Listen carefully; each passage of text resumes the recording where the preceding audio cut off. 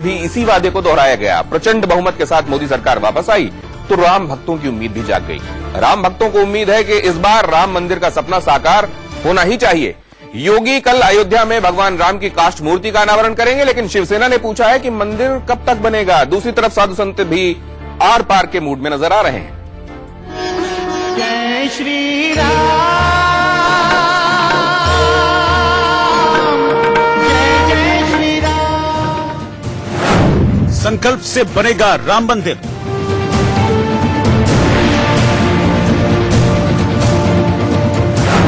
अब की बार राम मंदिर का सपना साकार।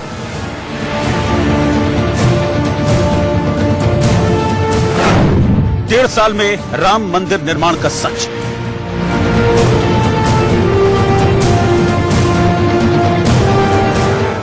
मोदी सरकार के दोबारा सत्ता में आने के बाद राम भक्तों की आस भी हिलोरे मार रही है। लोग कह रहे हैं कि अब की बार राम मंदिर का सपना साकार हो ही जाएगा। राम भक्तों के साथ साथ हिंदू संगठन और हिंदुत्व की राजनीति करने वाली पार्टियों ने भी सुर में सुर मिलाना शुरू कर दिया है। शिवसेना कह रही है कि इस बार राम मंदिर बनकर ही रहेगा। वहीं विश्व हिंदू परिषद ने भी दावा कर दिया है कि 1 से 1.5 साल में राम मंदिर का काम शुरू हो जाएगा। शिवसेना प्रवक्ता संजय राउत ने कहा कि इस बार राम मंदिर बनकर रहेगा, वरना लोग हम पर विश्वास करना छोड़ देंगे। शिवसेना ने तो सत्ता के शिखर पर पहुंचने वाली बीजेपी को संख्या बल भी याद करा दिया। अब तो बीजेपी के पास 303 सांसद है, शिवसेना के पास 18 है, और भी पार्टी मिलकर हम 350 के ऊपर। और क्या चाहिए मंदिर बनाने के लिए? आपको बहुमत चाहिए था, वो बहुमत मिल गया है। अभी नहीं चलेगा ज्यादा, अगर अभी चलाया तो लोग जूते मारेंगे। खबर की खबर यह है कि जल्द ही शिवसेना अध्यक्ष उद्धव ठाकरे भी अयोध्या जाने वाले हैं। ऐसा माना जा रहा है कि शिवसेना राम मंदिर मुद्दे पर आर पार के मूड में है और जल्द ही कोई बड़ा फैसला हो सकता है। शिवसेना जैसी सियासी पार्टियों के अलावा साधु संतों का भी यही कहना है कि वो राम मंदिर का अनिश्चित काल तक इंतजार नहीं कर सकते। विश्व हिंदू परिषद जैसे हिंदुवादी संगठन भी लामबंद हो गए हैं। संतों और संगठनों ने मोदी सरकार पर दबाव डालना शुरू कर दिया है। कुछ साधु तो पीएम मोदी से मिलने तक की तैयारी में हैं।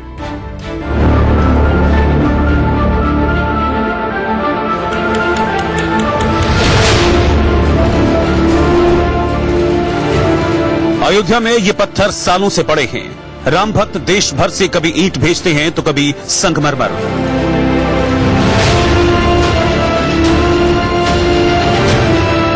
पत्थरों को तराशा जाता रहा है। सालों से धूल फांक रहे इन पत्थरों को मंदिर की दहलीज बनने में न जाने कितना और वक्त लगेगा। राम मंदिर वो मुद्दा है जिसकी हवा पर सवार होकर बीजेपी की पतंग सत्ता की इस ऊंचाई तक पहुंची है।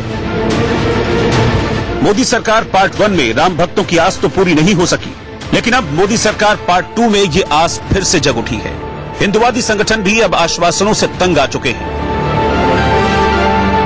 वीएचपी ने लोकसभा चुनाव में राम मंदिर के मुद्दे को होल्ड पर रखकर बीजेपी को बड़ी राहत पहुंचाई थी, लेकिन मोदी सरकार के प्रचंड बहुमत के साथ सत्ता में वापसी से वीएचपी का जोश भी हाय है। 3 जून को अयोध्या में वीएचपी और साधु संतों की बैठक हुई। वीएचपी ने संतों को भरोसा दिया कि अब लंबा इंतजार नहीं करना होगा। संतों का कहना है कि राम लहर में मोदी को प्रचंड बहुमत मिला, इसीलिए अब देरी नहीं होनी चाहिए। बैठक में तो ये भी तय किया गया कि अगर जरूरत हो तो संतों का एक दल सीधे प्रधानमंत्री मोदी से मिलकर राम मंदिर बनाने की मांग करे। वीएचपी और साधु संत मोदी सरकार पर दबाव बनाकर उन्हें राम मंदिर का वादा याद दिलाना चाहते हैं। 19 और 20 जून को हरिद्वार में वीएचपी की मार्गदर्शक समिति की बैठक होगी, जहां राम मंदिर पर बाकायदा प्रस्ताव पारित कर पीएम मोदी को भेजा जाएगा। वीएचपी ने तो ये भी दावा कर दिया है कि 1 से 1.5 साल में राम मंदिर के निर्माण का काम शुरू हो जाएगा। यानी सियासत, संत समाज और हिंदुवादी संगठन मिलकर मोदी सरकार पर दबाव बनाना चाहते हैं। राम भक्त कह रहे हैं कि वो अनिश्चित काल के लिए इंतजार नहीं कर सकते। मंदिर बनाइए, ठीक है, उनकी मांग जो हो रही है मंदिर बनाने के लिए, उसका हम स्वागत करते हैं। मंदिर बनाइए और मंदिर का लिए वह इस प्रकार का दबाव दीजिए कि सरकार मजबूर होकर के और मंदिर के लिए कोई न कोई प्रस्ताव लावे और मंदिर निर्माण करे। वहीं मुस्लिम पक्षकारों का यही कहना है कि अयोध्या विवाद का हल सुप्रीम कोर्ट के जरिए ही निकलना चाहिए। बाबरी मस्जिद राम जन्मभूमि का ये मुद्दा जो है, ये मुद्दा सुप्रीम कोर्ट में है। कोर्ट ने इसके लिए पैनल बनाया है। पैनल के लोग इसी महीने में 17-18 तारीख को आ रहे हैं। इसके लिए बातचीत चल रही है हम लोग भी चाहते हैं कि ये कोर्ट के जरिए ये मसला तय हो, चाहे कोर्ट करेगा चाहे पैनल करेगा, जो भी कोर्ट करेगा उसको हम मानने के लिए तैयार हैं। लोग बाहर के लोग इसके लिए राजनीति ना करें, इसलिए ये मुकदमा सुप्रीम कोर्ट में है। अयोध्या विवाद सुप्रीम कोर्ट में लंबित है, लेकिन राम भक्त मोदी सरकार से उम्मीद लगाए बैठे हैं। पीएम मोदी अपने पिछले कार्यकाल में एक बार भी अयोध्या नहीं गए। चुनाव प्रचार के आखिरी दिनों में अयोध्या गए भी तो न ही उन्होंने राम मंदिर पर सीधे सीधे कुछ कहा और न ही वो राम लला के दर्शन करने गए। लेकिन अब जब उनकी वापसी प्रचंड बहुमत के साथ हुई है तो उन पर भी दबाव बढ़ गया है। वैसे पीएम मोदी कई बार कह चुके हैं कि राम मंदिर मुद्दे का हल कोर्ट के जरिए ही निकलना चाहिए। कोर्ट के अंदर कांग्रेस के वकील जो अड़ंगे डालते हैं वो बंद हो, न्याय की प्रक्रिया को न्याय के तरीके से चलने दिया जाए, उसको राजनीति के तराजू से न तोला जाए और मामला न्यायपालिका में है उसको पूर्ण किया जाए। न्यायपालिका से आने के बाद सरकार की जिम्मेवारी जहां शुरू होती है, हम पूरी तरह प्रयास करने के लिए तैयार हैं। खबर की खबर यह है कि जिस राम का नाम लेकर बीजेपी 2 से 303 सांसदों तक पहुंची है, उस राम का मंदिर बनाना बीजेपी की मौजूदा सरकार के लिए सबसे बड़ा चैलेंज है। खबर की खबर यह भी कि अयोध्या विवाद अंग्रेजों के जमाने से चला आ रहा है। एक निगाह डालते हैं अयोध्या विवाद में कब कब क्या क्या हुआ। 1528 अयोध्या में बाबरी मस्जिद बनाई गई। 1853 में पहली बार सांप्रदायिक टकराव रिपोर्टेड है। 1859 में अंग्रेजों ने हिंदू और मुसलमानों के पूजा स्थल अलग अलग कर दिए। 1949 में विवादित गुंबद में मूर्तियां रख दी गईं और 1949 में ही दोनों पक्षों ने कोर्ट में पहुंचकर मुकदमा दर्ज कराया। 1949 में विवाद के बाद सरकार ने गेट बंद कर दिए। 1984 में हिंदू संगठनों ने राम जन्मभूमि मंदिर आंदोलन शुरू किया और 1986 में जिला अदालत ने मस्जिद को खोला और हिंदुओं को भी पूजा की इजाजत मिल गई। 1986 में हिंदुओं को पूजा की मंजूरी मिलने के बाद विरोध में बाबरी एक्शन कमेटी बनी। 1989 में हिंदू संगठनों ने विवादित जमीन के पास मंदिर का शिलान्यास कर दिया। 1990 में आडवाणी की रथ यात्रा के बाद राम मंदिर आंदोलन तेज हुआ। 1990 में ही हिंदू संगठनों की तरफ से विवादित ढांचे को नुकसान पहुंचाया गया। 1991 में मंदिर आंदोलन की लहर में भारतीय जनता पार्टी ने उत्तर प्रदेश में सरकार बना ली। 1991 में राम मंदिर आंदोलन तेज हुआ। कार सेवकों ने देश भर से ईंटें भेजी। 6 दिसंबर 1992 को उग्र कार सेवकों ने विवादित ढांचे को ढहा दिया। 16 दिसंबर 1992 को नरसिम्हा राव सरकार ने जांच के लिए लिब्राहन आयोग बनाया। 1993 में लिब्राहन आयोग ने विवादित ढांचे को गिराने की जांच शुरू की। अप्रैल 2002 में इलाहाबाद हाई कोर्ट की लखनऊ बेंच में सुनवाई शुरू हुई और 5 मार्च 2003 को कोर्ट ने भारतीय पुरातत्व सर्वेक्षण को जांच के लिए कहा। 22 अगस्त 2003 को भारतीय पुरातत्व सर्वेक्षण ने 10वीं सदी के मंदिर के अवशेष का दावा किया। सितंबर 2003 में कोर्ट ने भारतीय जनता पार्टी के नेताओं समेत 7 आरोपियों पर केस चलाने की मंजूरी दी। 30 जून 2009 को 17 साल बाद लिब्राहन आयोग ने अपनी रिपोर्ट दी और लेकिन इसको सार्वजनिक तब नहीं किया गया। 30 सितंबर 2010 को इलाहाबाद हाई कोर्ट की लखनऊ बेंच ने विवादित जमीन को राम मंदिर, सुन्नी वक्फ बोर्ड और निर्मोही अखाड़े में बांट दिया। 9 मई 2011 को सुप्रीम कोर्ट ने इलाहाबाद हाई कोर्ट के फैसले पर रोक लगा दी। 21 मार्च 2017 को सुप्रीम कोर्ट ने आपसी सहमति से विवाद सुलझाने की बात कही। 19 अप्रैल 2017 को सुप्रीम कोर्ट ने विवादित ढांचा गिराने के आरोप में आडवाणी, जोशी, उमा भारती जैसे नेताओं पर केस चलाने को कहा। 8 मार्च 2019 को सुप्रीम कोर्ट ने बातचीत के लिए मध्यस्थता पैनल बनाया। मई 2019 में मध्यस्थता कमेटी ने सुप्रीम कोर्ट में स्टेटस रिपोर्ट सौंपी। 10 मई 2019 को सुप्रीम कोर्ट ने अगस्त तक के लिए सुनवाई टाल दी। और उत्तर प्रदेश के सीएम योगी आदित्यनाथ वो कल फिर जा रहे हैं अयोध्या। योगी अयोध्या में भगवान राम की काष्ठ प्रतिमा का अनावरण करेंगे। अयोध्या शोध संस्थान में भगवान राम की 7 फुट ऊंची प्रतिमा को स्थापित किया जाएगा। 35 लाख रुपए खर्च करके कर्नाटक से मूर्ति मंगाई गई है। प्रतिमा का अनावरण तो कल होगा, लेकिन आपको आज ही श्री राम के दर्शन हम करा देते हैं। ये अयोध्या का तुलसी स्मारक भवन है, जहां इस हॉल में रखी काष्ठ कला पर आधारित भगवान राम की मूर्ति का अनावरण करने जा रहे हैं मुख्यमंत्री योगी आदित्यनाथ। ये बेहद खास मौका है, खासकर अयोध्या वासियों के लिए और देशवासियों के लिए, क्योंकि ये जो मूर्ति आप देख सकते हैं किस तरीके से तैयारियां चल रही हैं और ये तैयारियां बेहद जोर शोर से हैं। और मैं ये आपको तस्वीर जो दिखा रहा हूँ, ये मूर्ति का अनावरण करेंगे भगवान श्री राम की, जो कर्नाटक के काष्ठ कला पर आधारित कोदम राम की ये मूर्ति है। करीब आदम कद की ये मूर्ति, इसी का अनावरण अयोध्या पहुंचकर मुख्यमंत्री योगी आदित्यनाथ करेंगे। उसके बाद अयोध्या में महंत नृत्य गोपाल दास यानी राम जन्मभूमि न्यास अध्यक्ष उनके जन्मोत्सव समारोह में शिरकत करेंगे। कुल मिलाकर अयोध्या में राम को लेकर सियासत बेहद तेज है। एक बार फिर अयोध्या में राम मंदिर मुद्दा गरमाने लगा है। राम मंदिर बनने को लेकर भले ही वर्षों से सस्पेंस हो, लेकिन उत्तर प्रदेश में एक आलीशान इमारत बनकर खड़ी हो गई है। हम बात कर रहे हैं उत्तर प्रदेश पुलिस के नए मुख्यालय की। राजधानी लखनऊ में 800 करोड़ से भी ज्यादा की लागत से 5 सितारा होटल से भी भव्य पुलिस हेडक्वार्टर बना है। कल सीएम योगी इसका उद्घाटन करने वाले हैं। पहले हम आपको इसकी रिपोर्ट दिखाते हैं और फिर योगी राज में क्राइम रेट का विश्लेषण करेंगे।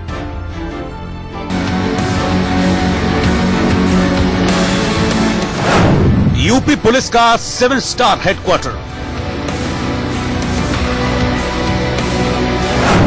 816 करोड़ में तैयार हुआ यूपी पुलिस का नया मुख्यालय। किसी 5 स्टार होटल से कम नहीं, सबसे शानदार पुलिस मुख्यालय बताया जा रहा है। Signature building, Gomti Nagar extension, यही है यूपी पुलिस मुख्यालय का नया पता। सहूलियत और सुरक्षा के बेजोड़ मेल से तैयार किया गया है पुलिस हेडक्वार्टर। 40,000 वर्ग मीटर में बनकर नया उत्तर प्रदेश पुलिस का मुख्यालय तैयार है।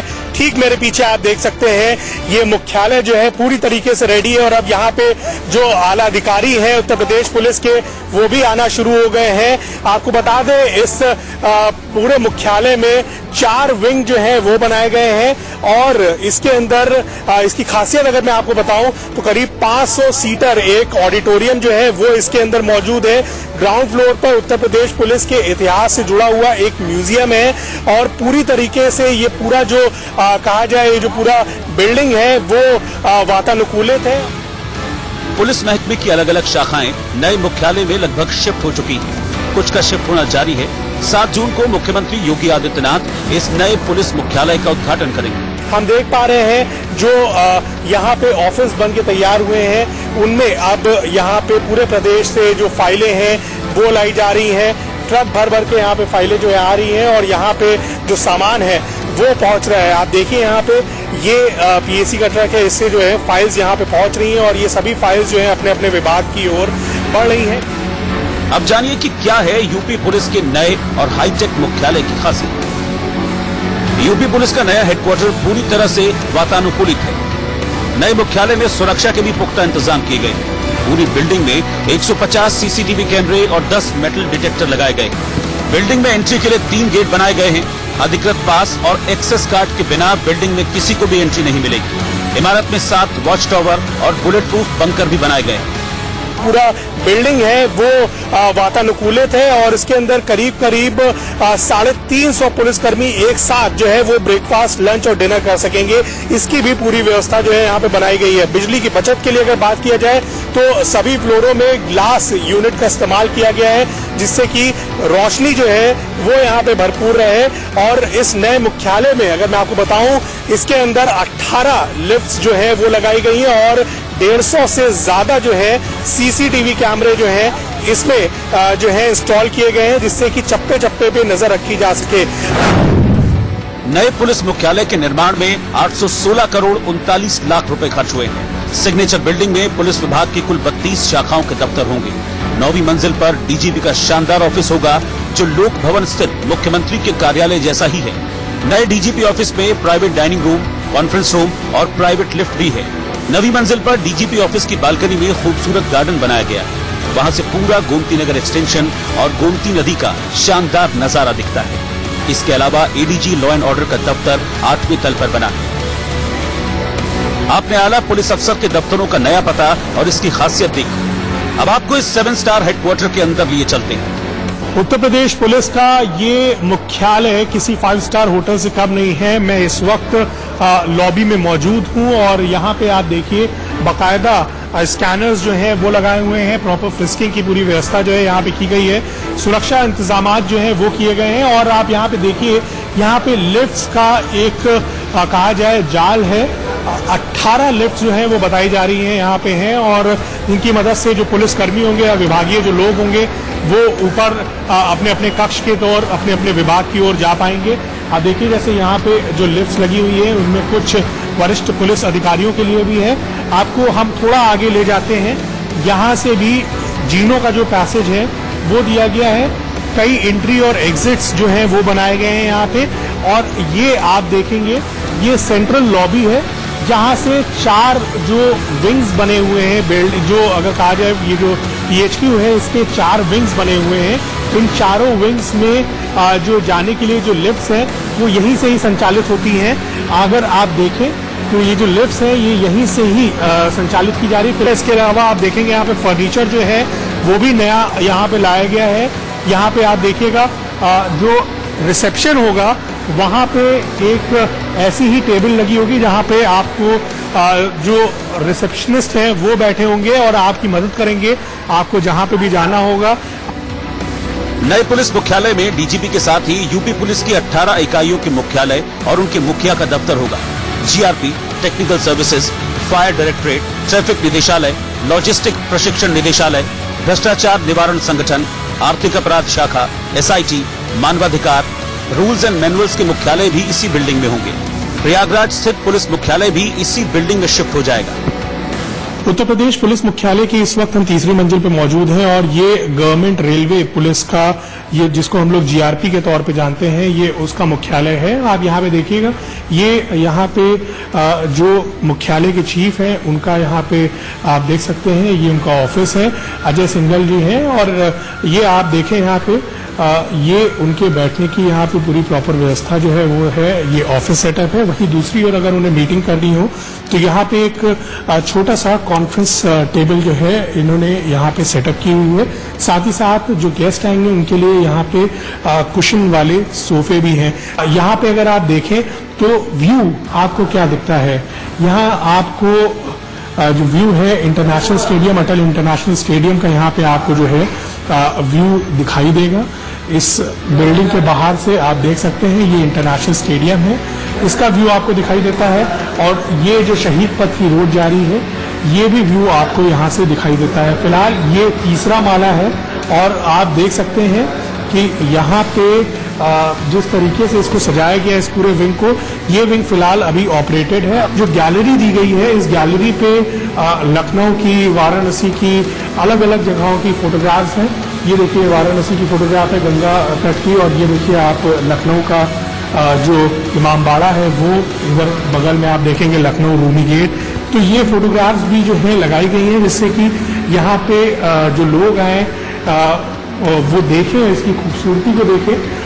यहाँ पे अगर आप देखेंगे बगल में स्टाफ्स के लिए जो है यहाँ पे व्यवस्था की गई है और आगे हम चल रहे हैं। इस रूम में पूरी तरीके से इसे सेंट्रलाइज AC से कवर किया गया है।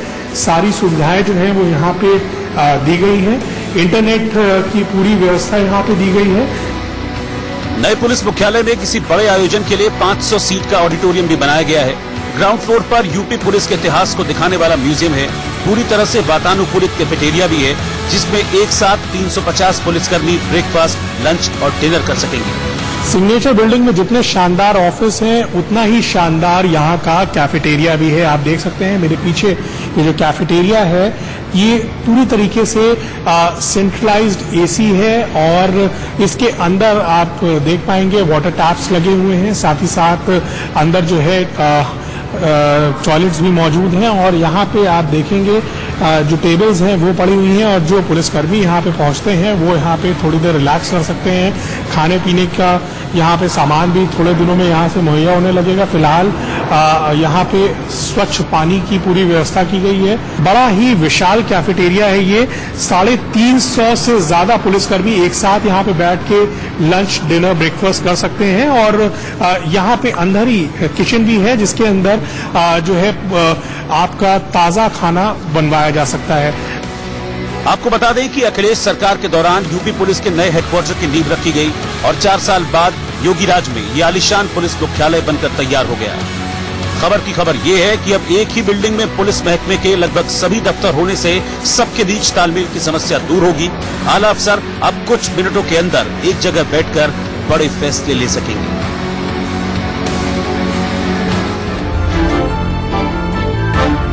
खबर की खबर ये है कि ये भी जान लेना जरूरी है कि उत्तर प्रदेश में क्राइम रेट क्या चल रहा है। क्या 2017 में योगी सरकार बनने के बाद क्राइम कंट्रोल में है? आंकड़े बताते हैं कि साल 2015 में उत्तर प्रदेश में अपराध की कुल 2,41,920 घटनाएं हुई थीं। 2016 में 2,82,171 और 2017-18 में अपराध की कुल करीब 1 लाख घटनाएं हुई हैं। और अगर अपराध दर की बात करें तो साल 2015 में उत्तर प्रदेश में क्राइम रेट 112.1% से बढ़ा, 2016 में 128.7% और साल 2017-18 में 96%। यानी साल 2017-18 में उत्तर प्रदेश में अपराध की दर में निश्चित रूप से कमी आई।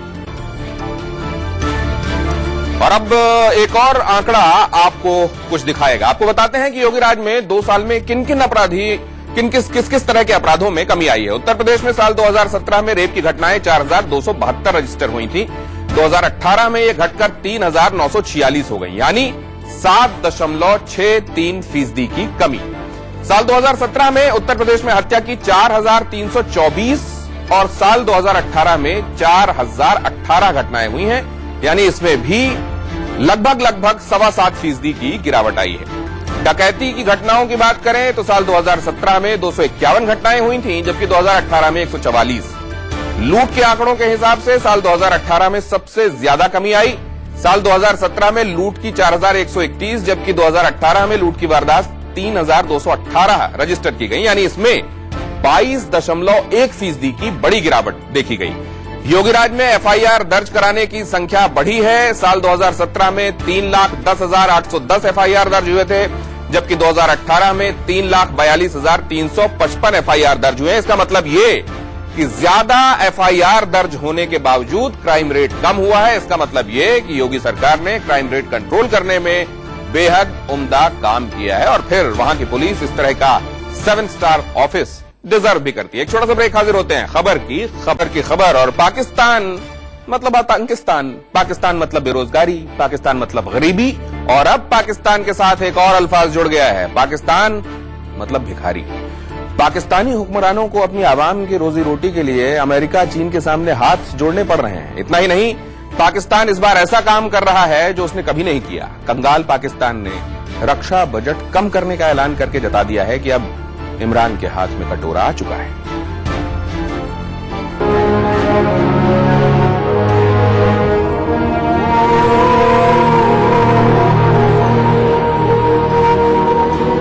मेरे शौहर मजदूरी करते हैं, हम बहुत परेशान है किराए के मकान में। इस तरह महंगाई करेंगे तो इनको अल्लाह को मुंह नहीं दिखाना। हाँ भाई, इनको चाहिए यहाँ तो उतर जाए। अरे इस्लाम, मेरे शौहर मजदूरी करते हैं, हम बहुत परेशान है किराए के मकान में। इस तरह महंगाई करेंगे तो इनको अल्लाह को मुंह नहीं दिखाना। हाँ भाई, इनको चाहिए यहाँ तो उतर जाए। अरे इस्लामी कौन बैठे जो महंगाई खत्म करेगी। हद से ज्यादा महंगाई होगी, हर चीज महंगी हो गई, लुट गए लोग, मर गए।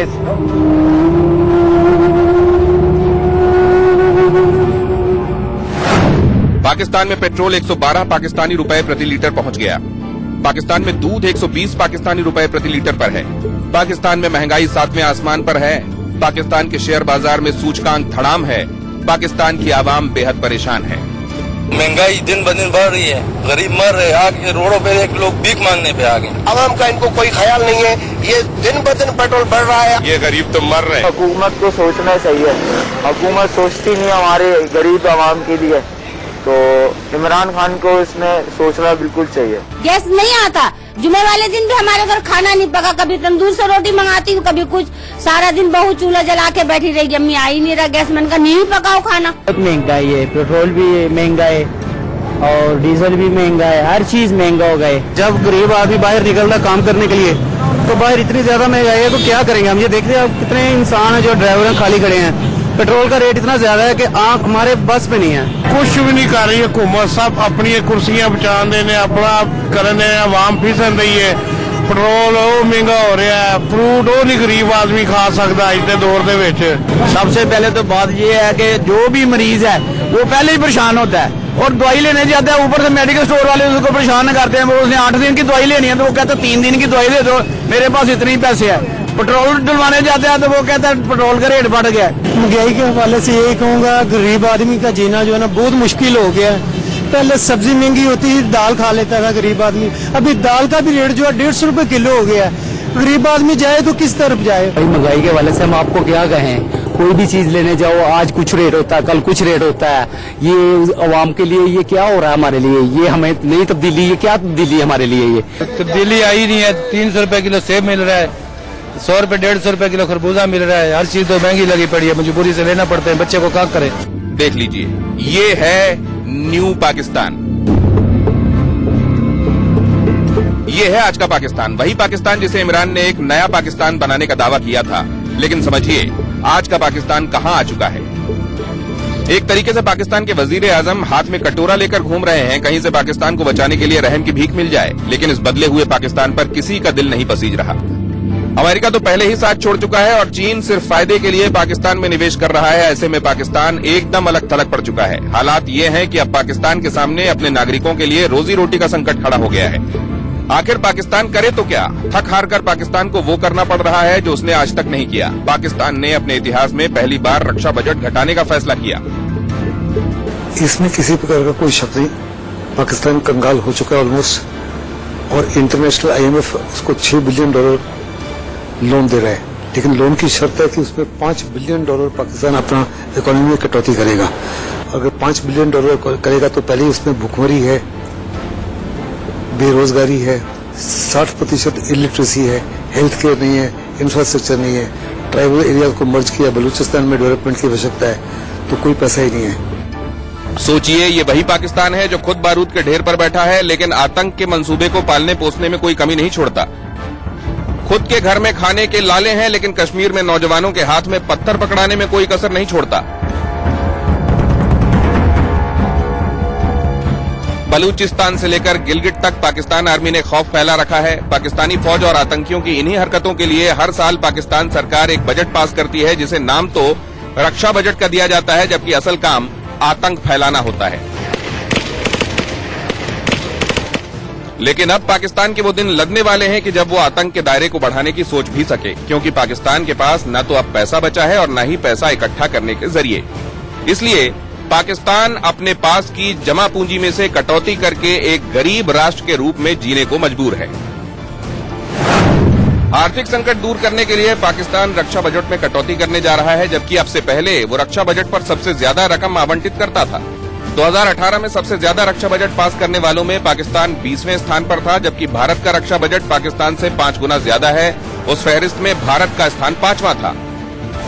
पाकिस्तान की आर्मी जो है, वैसे ही उनका जो डिफेंस बजट था 4% ऑफ GDP था एक पुअर नेशन का, जबकि हिंदुस्तान का 1.5% ऑफ GDP। उनकी इकोनॉमी जो है 5.4% ग्रो की टू 2017-2018, बट अगले 2 साल में कहा जा रहा है कि वो 3.7 और 2.4% पे आ जाएगी। ऐसे में कोई ऑप्शन ही नहीं है कि मिलिट्री को सिविल एस्टेब्लिशमेंट के साथ मिलकर पाकिस्तान को इकोनॉमिकली रूइन से बचाना है। पाकिस्तान ने रक्षा बजट में कटौती का फैसला किया है, जिसे पाकिस्तान आर्मी, एयरफोर्स और नेवी में बराबर बांटा जाएगा। पाकिस्तान के पास पैसे की इतनी कमी है कि ऑफिसर रैंक के अधिकारियों की तनख्वाह तक नहीं बढ़ाई जाएगी। पाकिस्तान के रक्षा बजट को घटाने की बड़ी वजह आर्थिक संकट है, लेकिन पाकिस्तान इसे बलूचिस्तान और कबीलाई इलाकों में विकास से जोड़ रहा है। प्रधानमंत्री इमरान खान, जो खुद पाकिस्तान के कर्ज में डूबे होने की बात मान चुके हैं, उनका कहना है कि हमारी आर्थिक हालत बहुत खराब है और कई मोर्चों पर हम सुरक्षा चुनौतियों से जूझ रहे हैं। इसके बावजूद पाकिस्तानी सेना की अगले वित्त वर्ष के दौरान रक्षा व्यय में स्वैच्छिक कटौती के फैसले की सराहना की जाती है। हमारी सरकार इस धन का इस्तेमाल कबीलाई क्षेत्रों और बलूचिस्तान के विकास में करेगी। वैसे रक्षा बजट में पाकिस्तान की सेना कितनी कटौती करेगी ये नहीं बताया गया, लेकिन भारत ने इसे पाकिस्तान की बर्बादी के तौर पर देखा है। इस पर पाकिस्तान की सेना के प्रवक्ता मेजर जनरल आसिफ गफूर ने पाकिस्तान की मीडिया को कोसना शुरू कर दिया है। उन्होंने ट्वीट में लिखा पाकिस्तान के रक्षा बजट के आंतरिक विषय को भारत का मीडिया गलत तरीके से पेश कर रहा है। भारत ये ना भूले कि 27 फरवरी 2019 को यही पाकिस्तानी फौज थी और यही रक्षा बजट था। आपको याद होगा 26 फरवरी को बालाकोट हवाई हमले के बाद पाकिस्तान की वायुसेना ने 27 फरवरी को भारतीय वायु सीमा में घुसपैठ की थी, जिसका भारत ने कड़ा जवाब दिया था और पाकिस्तान के एक लड़ाकू विमान को मार गिराया था। पाकिस्तान की सेना के पास क्षमता भी है और जवाब देने की योग्यता भी, और मुद्दा रक्षा बजट का नहीं है बल्कि पाकिस्तान की सेना की काबिलियत का है। पाकिस्तान की सेना में बौखलाहट साफ दिख रही है, क्योंकि पाकिस्तानी सेना बैकडोर से रक्षा बजट का इस्तेमाल आतंकी गतिविधियों के लिए करती है, जबकि अब ऐसा नहीं हो पाएगा। बावजूद इसके रोजी रोटी के संकट के आगे जाकर पाकिस्तान बारूदी मंसूबे पाल रहा है, तो समझ लीजिए उसके अंत की शुरुआत हो चुकी है।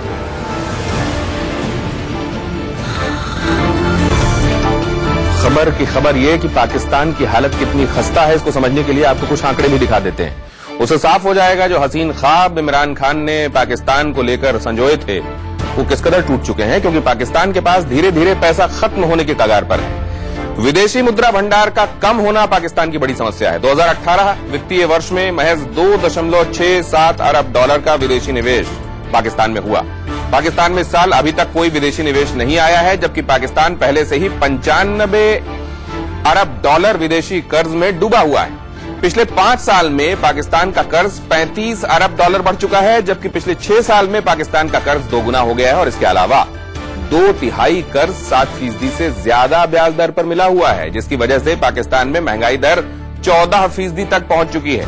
पाकिस्तान में जीडीपी और कर्ज का अनुपात 70% हो गया है और इसके अलावा पाकिस्तान पर चीन के कर्ज का सबसे बड़ा खतरा मंडरा रहा है, क्योंकि चीन ने पाकिस्तान में परियोजनाओं पर 62 अरब डॉलर लगाए हैं और बड़ी चालाकी से परियोजना की 80% हिस्सेदारी चीन ने अपने नाम कर ली है। यानी चीन ने पाकिस्तान को कर्ज देकर एक तरीके से गुलाम बना लिया है। इमरान खान ने जब पाकिस्तान की सत्ता संभाली थी, उस वक्त ये मान लिया था कि पाकिस्तान आर्थिक तौर पर काफी कमजोर हो चुका है।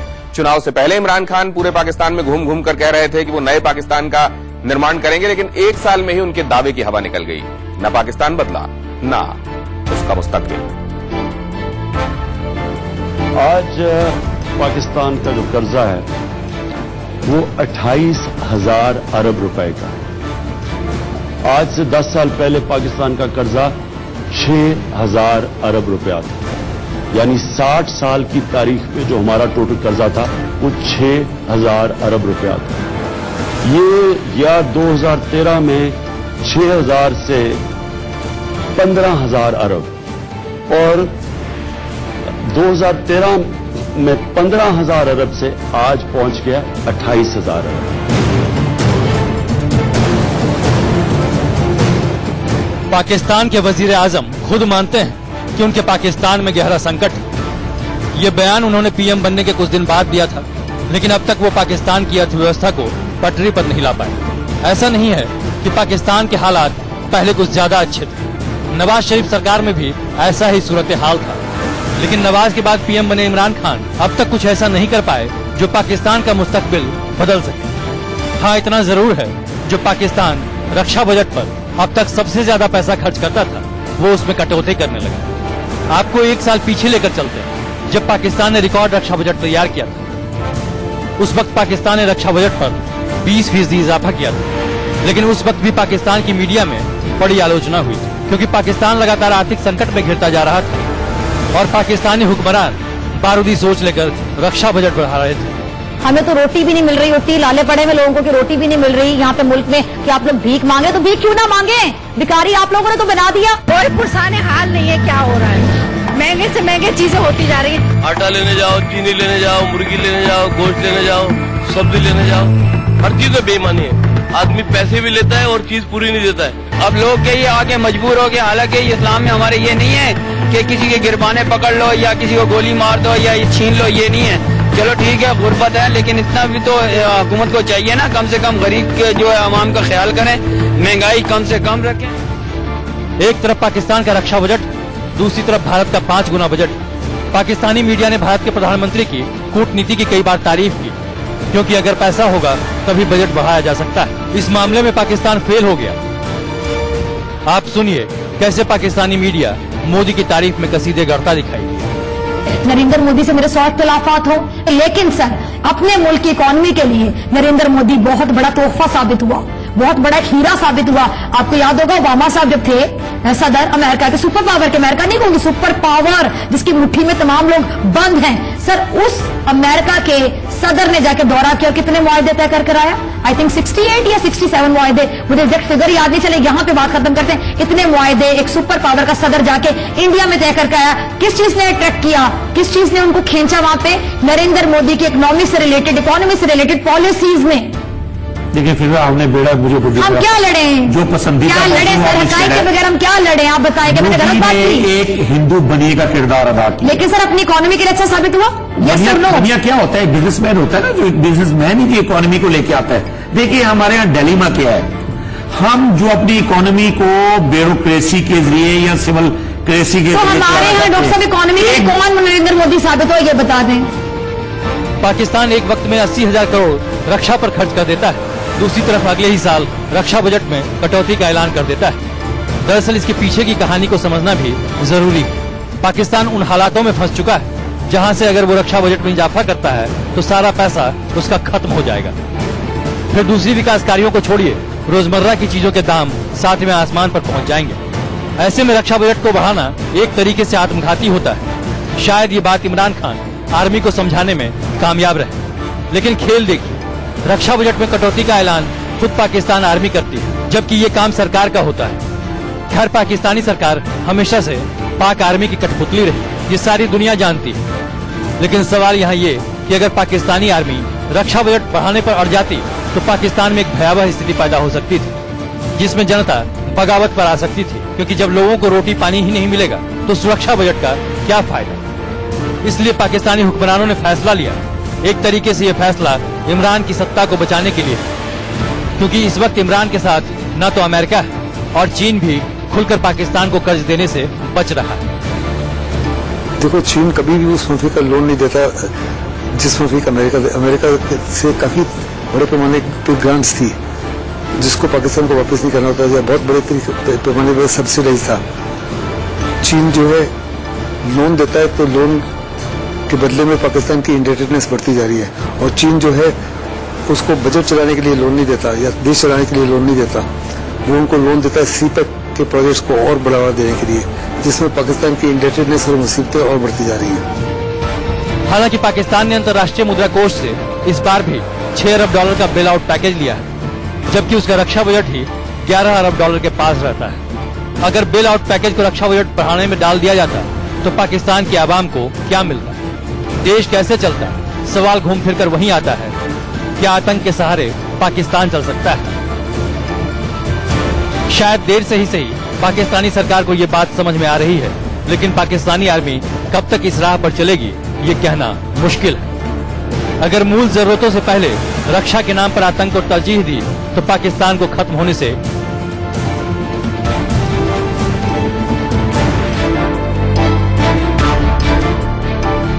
खबर की खबर यह है कि ये तो था इकोनॉमिक फ्रंट, अब देखते हैं डिप्लोमेटिक फ्रंट पर क्या चल रहा है। इमरान खान कूटनीतिक तौर पर भी फेल साबित हो रहे हैं। इसकी सीधी सी वजह है, पाकिस्तान में प्रधानमंत्री सिर्फ दिखावे के लिए होते हैं, क्योंकि सरकार की डोर पाकिस्तान की आर्मी के हाथ में होती है और पाकिस्तान की आर्मी ज्यादातर बजट आतंकी गतिविधियों के लिए इस्तेमाल करता है। यही वजह है कि पाकिस्तान में बड़ा आर्थिक संकट खड़ा हो गया। आर्थिक संकट की वजह से आगामी रक्षा बजट में कटौती आर्मी के हाथ में होती और पाकिस्तान की आर्मी ज्यादातर बजट आतंकी गतिविधियों के लिए इस्तेमाल करता है। यही वजह है कि पाकिस्तान में बड़ा आर्थिक संकट खड़ा हो गया।